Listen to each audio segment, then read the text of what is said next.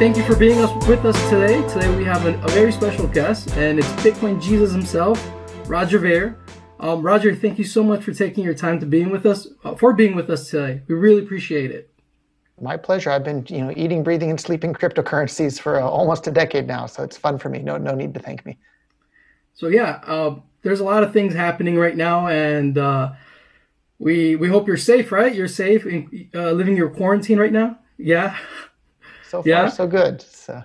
So as a libertarian, how do you foresee this? I mean, this seems pretty draconian, right? I mean, all over the world, everyone's locked in their own homes. What's going on? What do you see of this?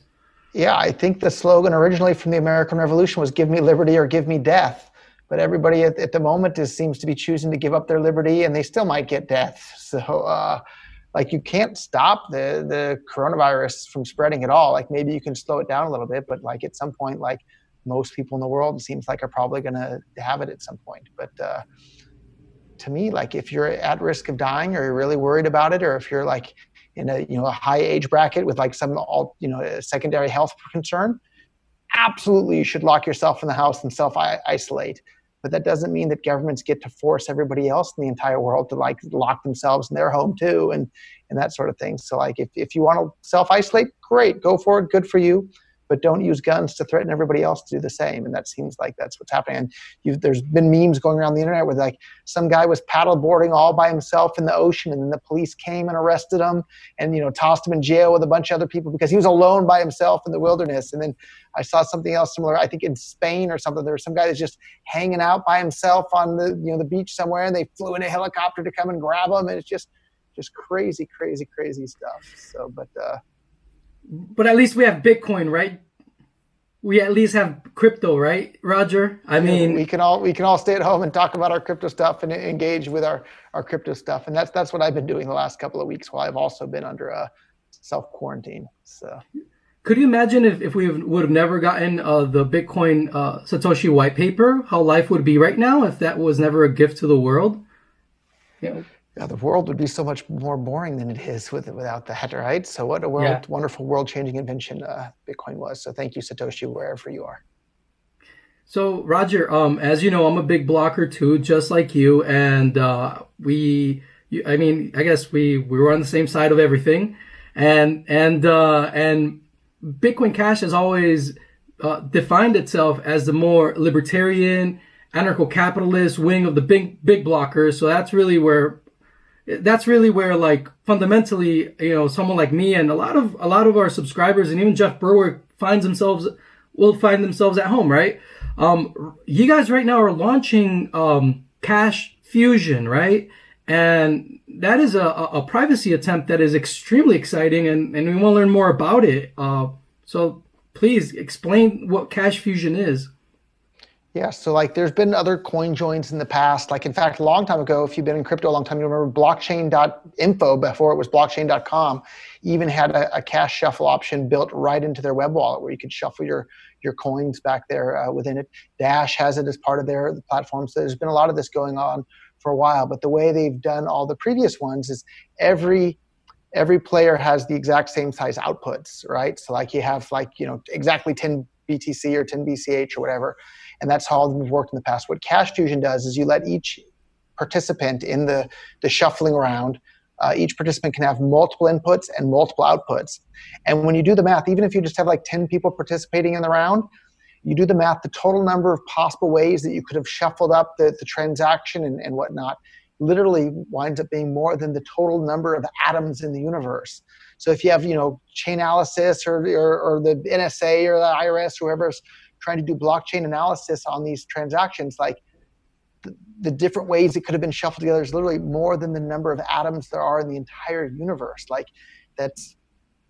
That's privacy that's good enough and strong enough. And so we actually just paid yesterday, we signed the contract for this professional security audit to be done on it as well by Klodowski Security, which is one of the top security auditing firms in the entire world for that sort of thing. And I'm really, really excited. You can already download the CashFusion wallet for your desktop and use it on your desktop right now today. But I'm even more excited about integrating it directly into the Bitcoin.com wallet, where we'll have our millions and millions of mobile wallet users around the world. We'll then have super, super strong privacy built right into their wallet. And I didn't know about it until yesterday. I was talking to another Monero fan, and I've been a Monero fan since they were less than $1 each, and I've been a Monero holder since they were less than $1 each as well. But I didn't know about Cake Wallet until yesterday, because I was talking to their Monero guy about why I'm more bullish on Bitcoin Cash than Monero. And it's like, well, what mobile wallet do I have that I have my own keys and can use Monero easily on my wallet? Because that didn't exist until, I don't know when Cake Wallet came out, but until pretty recently, it didn't exist. So I installed Cake Wallet yesterday, and I thought, oh, wow, this is really cool. And I can link it to my own Monero full node. It's like, I know that the full node I'm connecting to isn't reporting all my transactions to whoever else out there. So like, that's fantastic. The big problem there, I guess, is like, you already have to be a crypto anarchist, crypto nerd to have even heard of Monero. And then even like me, like I'm fairly knowledgeable. Like I follow the R Monero subreddit on Reddit. Like I don't read it every single day, but I go and peek over there every now and then. I've been holding Monero for years now, and I didn't know about Cake Wallet until yesterday. And so like, if I'm someone that's that deep into crypto all the day, every day, full time, if I didn't know it, it's going to be really hard to get like everybody out there in the world to know it. Because like Monero, I think is fantastic in the sense that like every transaction is private all the time. And you have fast, cheap, reliable private transactions. That's the exact same sort of thing we're trying to build on Bitcoin Cash, or fast, cheap, reliable, and private transactions. I used to be an even bigger fan about Monero, though, but one argument that really changed my mind, and I saw it firsthand. So Monero, Zcash, Zcoin, even Dash, even though Dash isn't a very strong privacy coin, but these what are perceived as privacy coins have been banned in a number of countries from being used at all. So like in Japan, no Japanese exchange, and there's a lot of trade volume happening in Japan. None of them are allowed to list Monero or Dash or Zcash or any of those coins because they're privacy coins. But because Bitcoin Cash isn't viewed as a privacy coin, it's listed in all those exchanges, no problem. And so like my big strategy as someone who, you want to call me crypto anarchist, I'm not going to argue with you one bit. But my big strategy there is we want this to become money for the entire world. And so if we can go to the government and say, no, the blockchain is completely transparent. You can monitor every transaction whatsoever at the protocol level. Politicians will feel much safer with that and be much more permissive of that initially. And if we do the privacy tool at a layer above, that makes it so the politicians are going to have less to push back on. Whereas something like Monero, that if politicians didn't exist, Monero is a better solution, hands down. But because these politicians exist, they get terrified. What? We can't look at anything that's happening in the blockchain. The blockchain's completely encrypted. We're going to make that illegal right there from day one. And that's, I think that's the uphill battle that the Moneros and the Zcashes and Zcoins face in the world. And that's not a battle that the Bitcoin Cashes with CashFusion face in the world. And so, but you don't have to marry one cryptocurrency. Hold a whole basket. Don't be a maximalist on any currency. Have some Monero, have some Bitcoin Cash, have some Dash, have some Ethereum, have some of all this. Don't put all your eggs in one basket, and have some stuff outside of crypto as well. Yeah, I agree with you. Do you think would you welcome a challenge into what you just said? I have a different perspective. I'm always open to new ideas. So. Okay, so it turns out that compliance officers are actually looking at Monero, and they're looking at the transparency of let's say the original Bitcoin protocol as seen in all of the Bitcoin chains as problematic, because now compliance officers and merchants are going to be faced with the following question. If you had the opportunity of doing blockchain analytics before receiving funds, why didn't you? Exactly. And the level of financial voyeurism that we're opening ourselves up to in transparent coins are something that, and let's say if I were to be managing a fund, or if I were in charge of a family office, that's something I would not want to be part of, because I would not, the way that I appropriate, no, and I wouldn't want to welcome financial voyeurism on a transparent blockchain, right? So the argument is that having privacy on the protocol level is actually something that will benefit everyone in the financial sector in the future. And I have always said that what Bitcoin Cash is doing is probably the most commendable and toughest endeavor in all of crypto. And the reason why is because this is what I see, is that it's a clearly defined community that understands itself to be have libertarian principles. It's aiming to be money for the world while being as private as possible and protecting the individuals as much as possible, right? That is very difficult, Roger. It's almost like sometimes I feel like Bitcoin Cash has an inherent conflict of interest, right? Where you have the desire to be money for the world on one end, and on the other end, you want to be a libertarian coin. And but it's commendable. It's very commendable because it's very valuable what you guys are doing. No one else can say that they're actually doing that. For example, I don't see BTC as having that clearly defined. Even Jameson Lopp said recently that he expects for there to be a BTC civil war on the issue of privacy. As big blockers, we already have that civil war, and those that did not care for privacy or the individual, they went off to be part of Bitcoin SV. Those that said, you know what, we're still going to be money for the world, but we're still going to champion the individual, remain within Bitcoin Cash. So what is your take on that? Because again, I see it as something very commendable, but I see it as a very, very a strong feat. Whereas a coin like Monero understands that it is a very yes, libertarian. It's not going to be ever a transparent coin. It's the goal for Monero is clearly defined, right? But for Bitcoin Cash, the goal is clearly defined, but at the same time, there are these two motivations, right? Money for the world, money that empowers the individual. Yes, I think that was an excellent summary, and I think it was an excellent argument why you shouldn't put all your eggs in one basket, right? Have some Monero, have some Bitcoin Cash, have some everything. But the counter argument there, I think, is that if you're going to have Bitcoin Cash be money for the world, I don't think the world cares about the politics so much. It's the inherent characteristics that make something useful as money. So for example, gold has good characteristics that make it useful as money, and it's used all over the world to some extent as money. And people don't care about, libertarians like gold, but socialists like gold too, right? And it's because gold itself has good characteristics as money. So whichever cryptocurrency winds up having the right characteristics that make it useful as money, I think is going to wind up being used as money. And there's not, people use silver around the world as well, and copper and other precious metals as well, because they also have good characteristics as money. It's not a winner takes all, but I think it's a winner takes a lion's share, just like gold has a lion's share of the precious metals market for money, but it's not all of it. And so I think the same is true with cryptocurrencies. And so if Bitcoin Cash does a good job of making it have the characteristics that make it useful as money, lots of people are going to use it as money.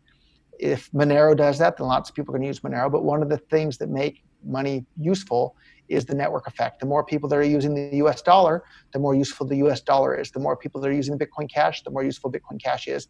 The more people using Monero, the more useful Monero is. So like that network effect can't be underestimated. And I think that's the only reason why BTC still has such a big market cap and name recognition and that sort of thing around the world, is it has this big network effect that, is the way the Civil War happened and the split happened. BTC got to keep all of the infrastructure, even though the original infrastructure was all initially designed for this, cash for the world type thing. And so Bitcoin Cash didn't get to bring along any of the infrastructure when the split happened, or the brand recognition or the name recognition around the world. And the fact that it still has so much traction. It's the second most transacted in cryptocurrency in the world, ahead of even Ethereum. If you look at the native tokens on chain being transacted each day, BTC is number one, BCH is number two, which is pretty amazing, I think. Yeah, I mean, you know what, Roger? To that, I say that capitalists build for the future, not for the present. So, and if you were to ask me, and this is what I lead off every conversation in regarding Bitcoin with this following question, what's your definition of Bitcoin? My personal definition of Bitcoin is that Bitcoin is a network, a competitive network of miners. So at the heart of it, to me, Bitcoin, all of these, BTC, BSV, and Bitcoin Cash are in competition to be the purveyors of most profit for miners in the future.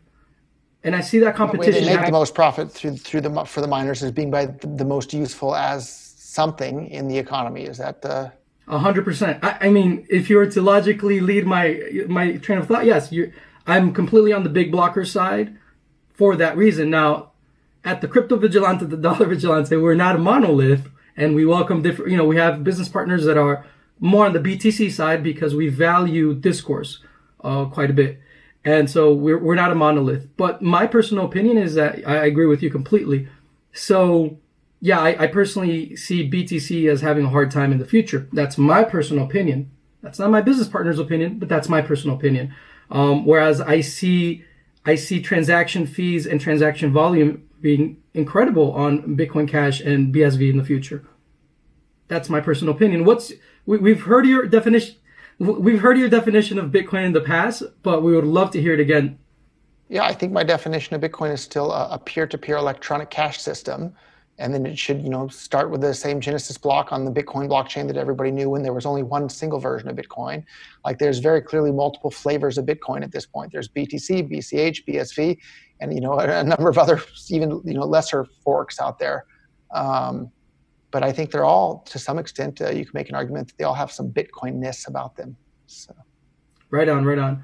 And so, wow, we have we've come a long way with crypto, and the beautiful thing I see is that we have competition, and that's what makes the market better, right? So that's where we're at right now.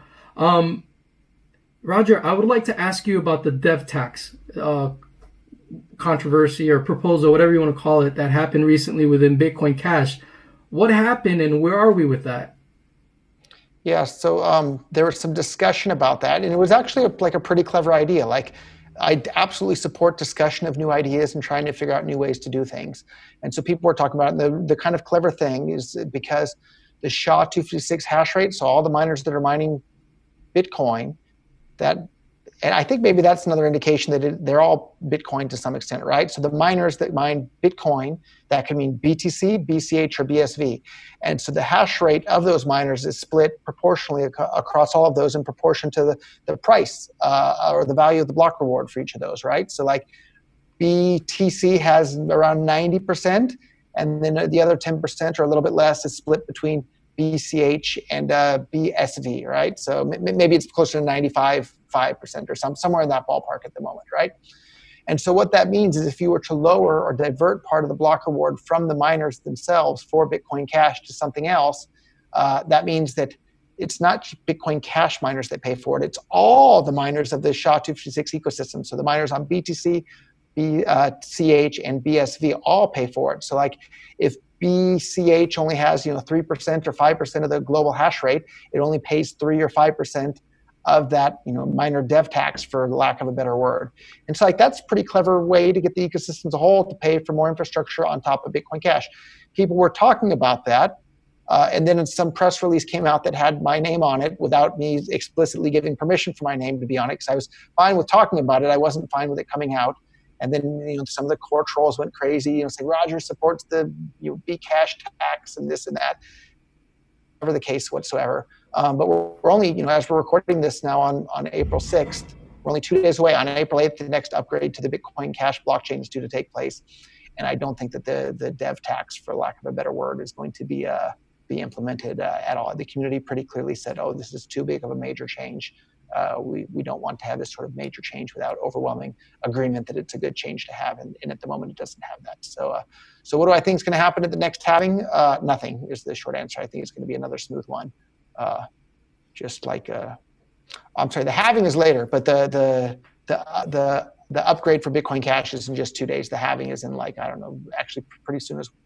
I have it reversed maybe. So I'm a little bit both are coming soon though. They're both coming soon. So Roger, this is something that no one has been able to explain to me. And everyone talks about how coins come into consensus.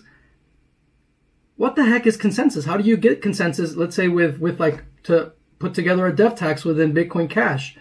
How do you reach that? I mean, the only consensus that I've ever understood fully was the Nakamoto consensus, because it's meritocracy of miners, and miners have the most to lose, because they have the capital goods that sustain the network. So, how if a dev tax, which is so controversial, were to be proposed again, who or what entities would propose it and choose it for the rest of the Bitcoin Cash network? And I want to clarify though too, the Bitcoin Cash block halving, I think, is in about 2 days. The Bitcoin Cash network upgrade, I think, is going to be May 15th, I believe, is the date for that. So we have about a month until that one. Anyhow, so for your question, how does the consensus come? It's kind of everybody and nobody, right? You have to have all the miners and the mining pool operators, and then the businesses and the people that are using the network itself. Like, you have to have the majority of all of them. Otherwise, there's going to be a fork and a split. But I don't see that happening in this case. And if that does happen, that's okay too, right? That's the market at work. Everybody gets to have the flavor of Bitcoin that they want. You can fork off all by yourself and be the only person in the entire world mining and using your chain. And it won't be very useful because you don't have a big network effect. But if you want to, you can. And so that's kind of the beauty of the whole thing. That's awesome. Okay, so before the phone call started, before this call started, I shared with you something that is pretty tragic that we're starting to see with blockchain analytics throughout all of crypto.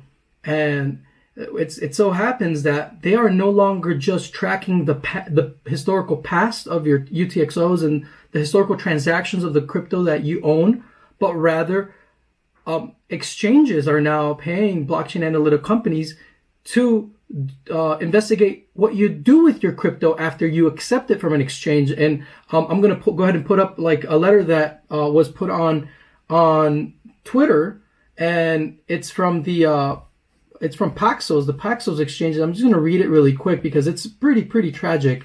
1 second, please. It's I just had it here. I can read it here. It says, hello, we noticed that a BTC trend, this is from Paxos support, it says, we noticed that a BTC withdrawal from your account has potentially been sent to a known Bitcoin mixing service.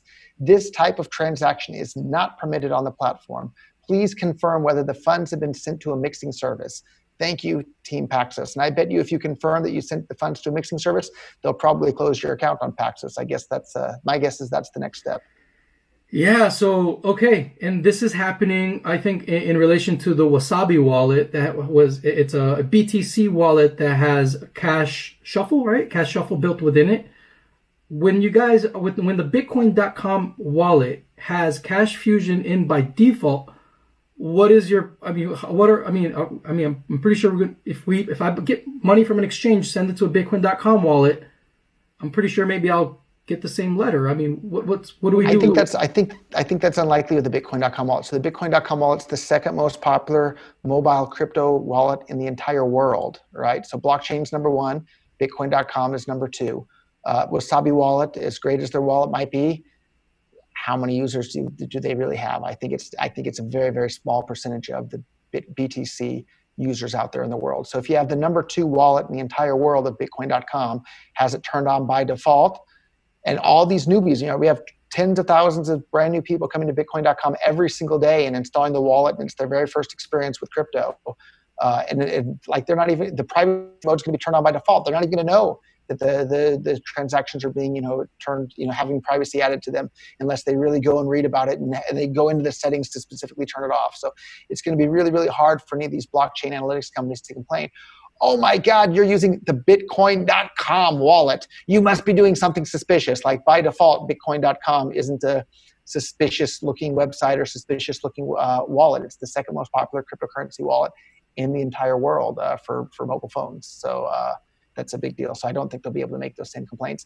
And even if they do, well, I have a solution for that too. I don't know if you've seen our local.bitcoin.com platform. Yeah. It's a competitor to Paxos, a competitor to localbitcoins.com, but totally different in the sense that using smart contracts on the Bitcoin Cash network, Bitcoin.com never has custody of the funds. We never have the private keys to your Bitcoin Cash. We never touch the money in any way whatsoever.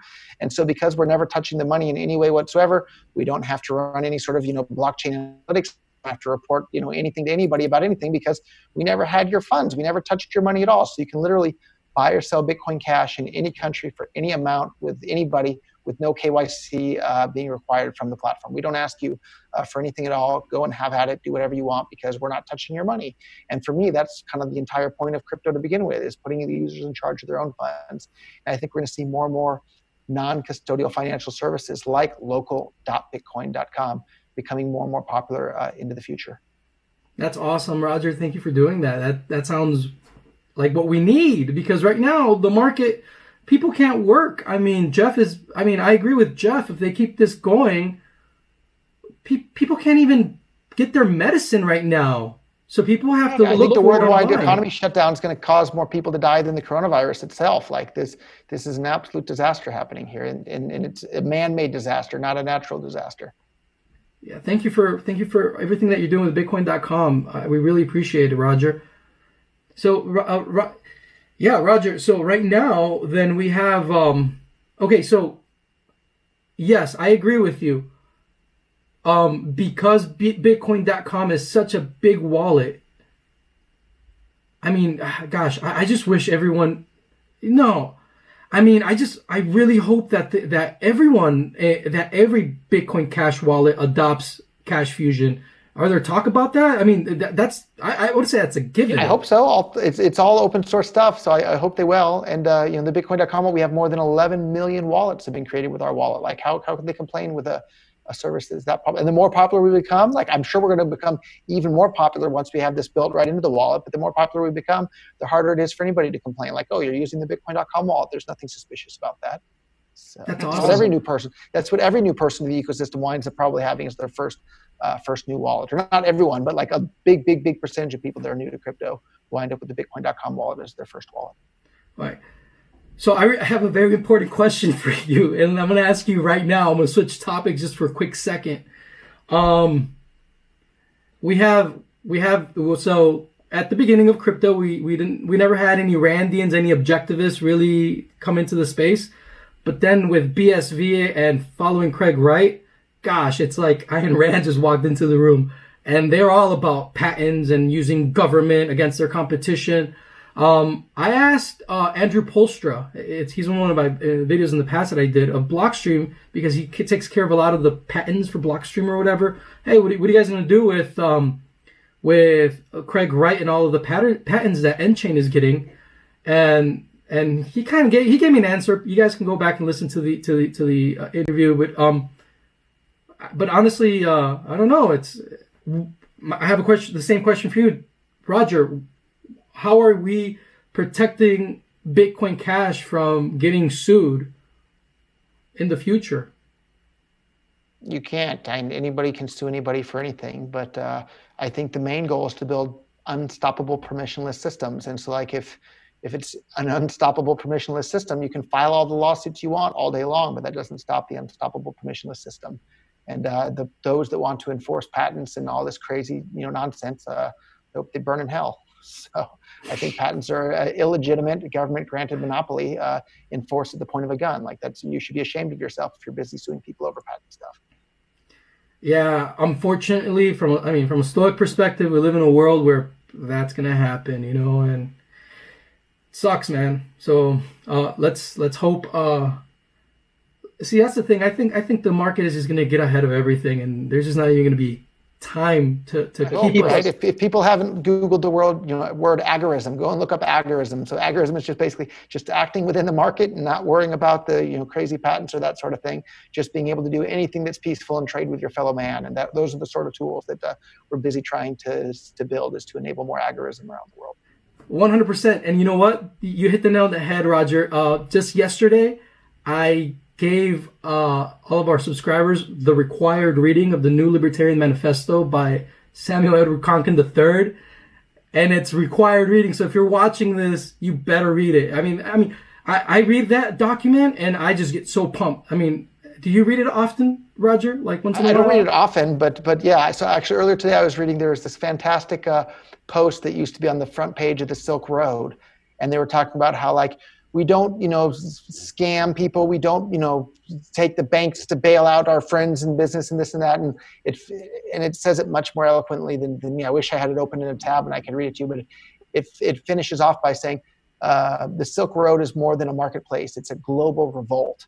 And I feel like that's true of all crypto in general. It's not just some like nerd toy. This is a global revolt to empower individuals to have complete control over their own money and their own lives in the future. And that's what's so exciting for me. This isn't just a toy. This is a global revolt to put everybody in charge of their own lives and their own money.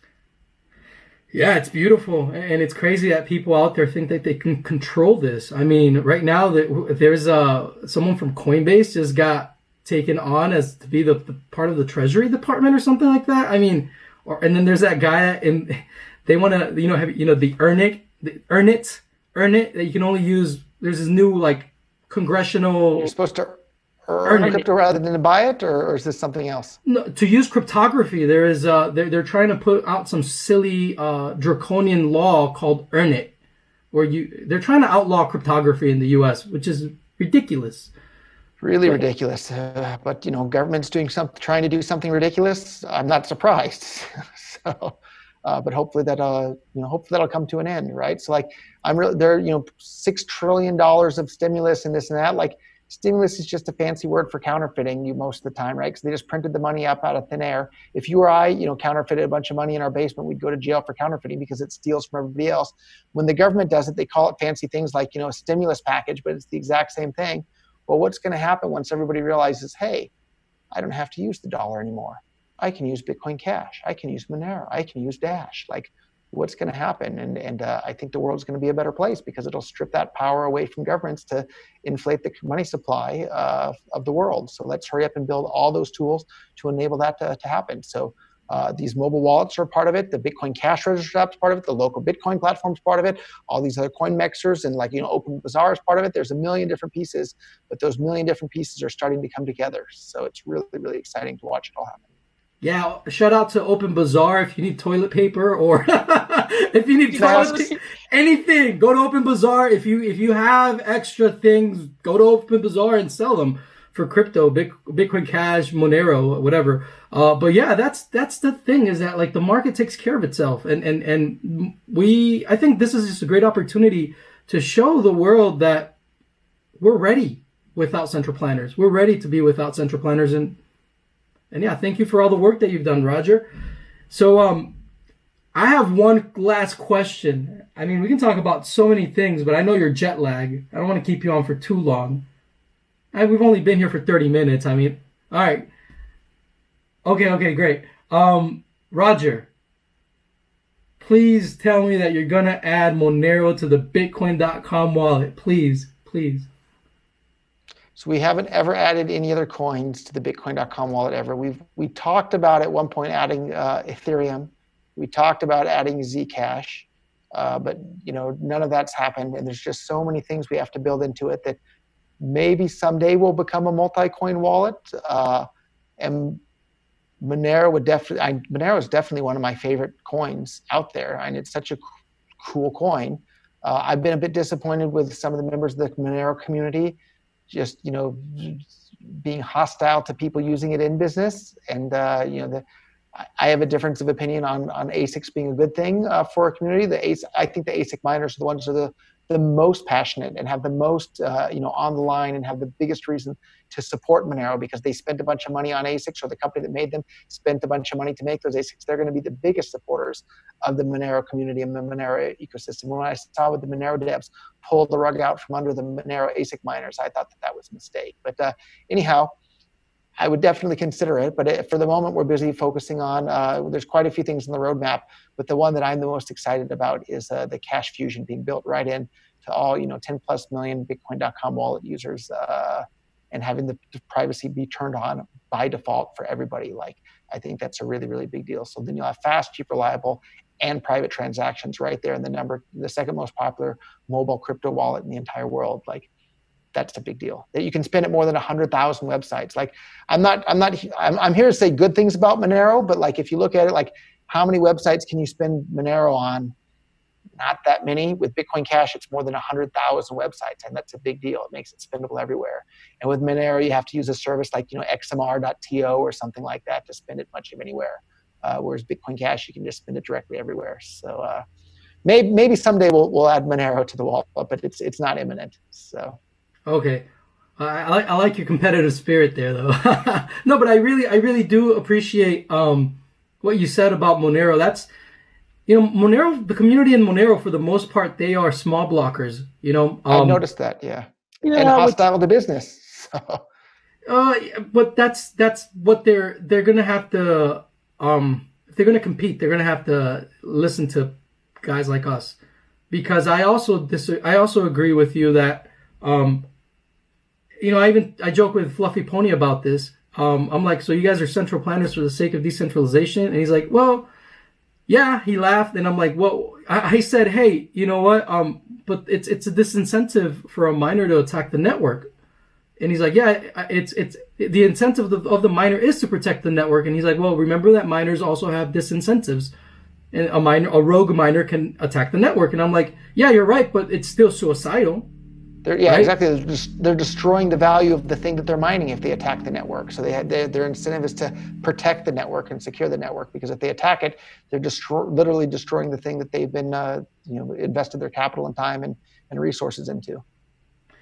So hopefully, I don't know. There's more miner autonomy in Monero in the future. Hopefully, we'll see. But the thing is that this is something that I thought about a lot, and I think that we have to be fair to Monero, because Monero, it's easy to take Bitcoin logic and put it onto Monero. And I think Monero has its own like rule set and meta rule set. And for Monero, the priority is to be fungible digital cash, and for it to be private by default on the protocol level for the individual. So it's almost Hard like to it's argue with almost that, right? It's great. Sounds great. Yeah, I mean, it's I don't think it's 100% fair for someone like me to bring Bitcoin logic into Monero. I think Monero is its own special thing, and I agree with you on the ASICs. But I hope and I hope that the Monero community will let go of control over what miners can mine and what. But overall, I mean, I'm pretty happy with the product, with the network itself. Roger, so Monero is a maybe, right? We can say it's a maybe.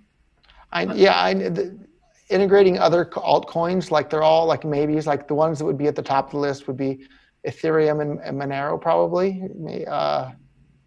We've also talked about allowing the wallet to be able to accept any cryptocurrency, but then converting it into Bitcoin Cash as you receive it. So maybe that'll be in the roadmap too. We'll see. But check out Cake Wallet.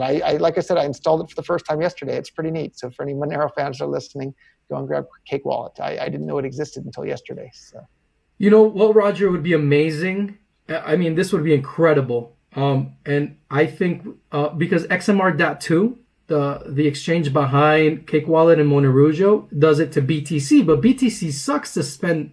Yeah, they need to add Bitcoin Cash to XMR.to. Yeah. What's the delay there? Yeah, they need to hurry up and get on that. But I feel like a lot of the devs in the Monero community are these BTC maximalist types, but they only make an exception for Monero. But like, if you want to spend your Monero, why do you want to pay an extra $1 or $5 to use BTC to pay a BitPay invoice when you could just use Bitcoin Cash and not have to pay any extra? So they absolutely should be adding Bitcoin Cash to XMR.to or any other services like that.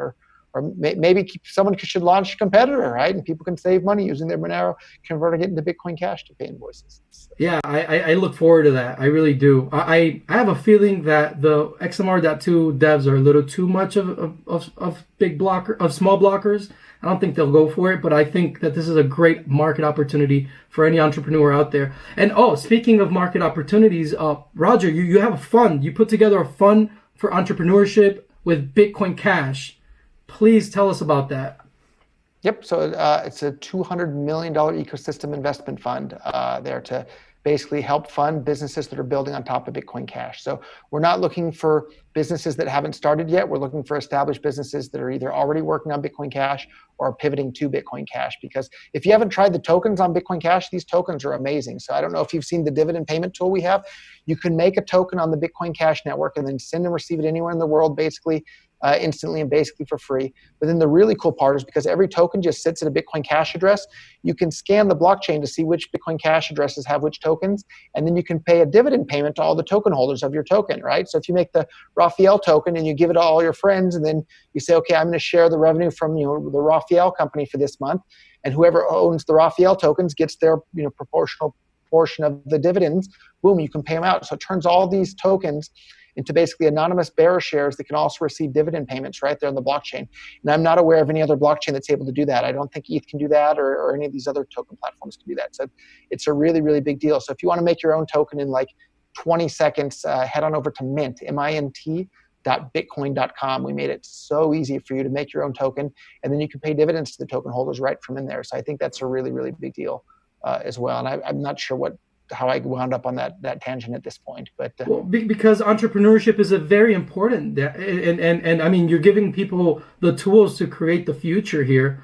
So we gave the listeners a business idea, an awesome way to create your token, and how if someone wants to make a proposal to get funding from the fund that you put together. We have a website set up for that. It's bitcoin.com/ecosystem fund or something like that. You'll have to Google it and get the exact URL for that. And we have a submission form there where that can take place as well. So really exciting to see all this fantastic stuff. And then there's different hackathons happening around the world as well that we've sponsored. And there have been some really interesting teams that have built some really interesting stuff for that as well. So, and that's how we found the Mint team actually that built that originally. That's awesome, Roger.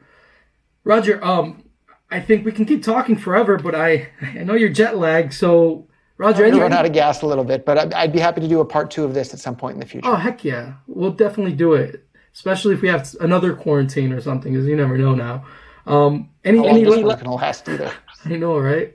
So any parting words to our viewers watching? Yeah, if you want to buy or sell cryptocurrency anonymously, head on over to local.bitcoin.com, right? It's a really, really cool platform that isn't possible on BTC. That's the main reason that it's never existed before on BTC, because it can't. So you can do it with Bitcoin Cash right now today. So you can do cash in the mail, you can do wire transfers, you can do absolutely any payment method in any country. The biggest market actually for that so far has been China, and they're using their Alipay and WeChat Pay to pay each other for their Bitcoin Cash. So it's really cool to see the volume for local.bitcoin.com taking off. And if you're bored with the coronavirus lockdown and whatnot, a couple of websites you can use to pass the time. There's blockchain.poker, and you can play poker with other people all over the world there. And it supports all 3 of the major flavors of Bitcoin over there: BTC, BCH, and BSV. But it's really interesting. BCH is the one that has like 90% market share there. So if you get bored and you need a break from whatever you're doing, go and play some poker online. There's free roll tournaments where you don't have to pay anything. There's other tournaments where you can pay like 2 cents to enter, and then there's other ones where you can pay 20, 50, or $100 to play. So it's whatever stakes you want to play it over there. It's a really cool website. Blockchain.poker is that website, and I just found it pretty recently. But it's interesting seeing how many people over there are starting to use it and get traction. So I love seeing people actually use cryptocurrency for real world things. That's amazing. So we're going to be putting all of the links in the description below that we spoke about here regarding the fund, the Mint. The mint.blockchain.com, and everything else we talked about. Roger, thank you so much for your time. Get some rest.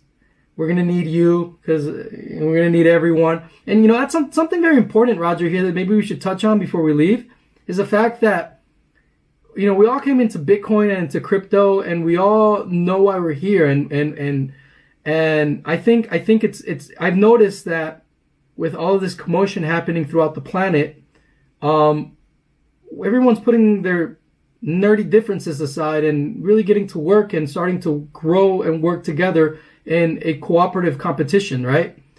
So yeah, anything that you'd like to say about that? Yeah, I think that's a great summary. So when government does something, it's just bossing people around and telling them to do it or they'll hurt them. The market is a competition to cooperate better. And I think we need more of that competition to cooperate, or coopetition, I guess you could call it. So, and that's what's so beautiful about the market. Awesome. Well, thank you very much for your time, Roger. We really appreciate having you. My pleasure. Thank you so much. Like, subscribe, and share this video if you guys like it. So thank you all.